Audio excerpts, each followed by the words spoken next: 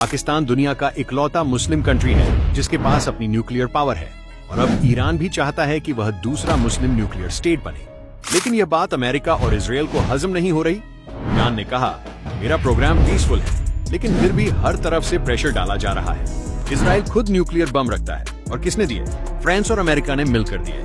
लेकिन जब ईरान ने कहा कि मुझे भी न्यूक्लियर पावर चाहिए तो कहा गया, यह तो रीजन के लिए थ्रेट है। थ्रेट तो इजराइल था जो लेबनान, सीरिया, लीबिया, इराक सब जगह अटैक कर चुका है। ईरान के 6 न्यूक्लियर साइंटिस्ट को मार दिया गया और अब उसकी न्यूक्लियर साइट्स पर सीधे स्ट्राइक्स हुई। जब कोई मुस्लिम कंट्री अपनी ताकत बनाना चाहती है तो सबको तकलीफ होती है। क्यों? पाकिस्तान का रुख साफ है, ईरान का हक है न्यूक्लियर पावर बनना। जब तक मुस्लिम कमजोर रहते हैं सब खुश रहते हैं, लेकिन जैसे ही कोई उठता है दुनिया हिल जाती है। इजराइल के पास न्यूक्लियर हो तो सेफ, ईरान चाहे तो खतरा। वाह रे दुनिया! सोचो, अगर आज ईरान रुका तो कल किसकी बारी होगी?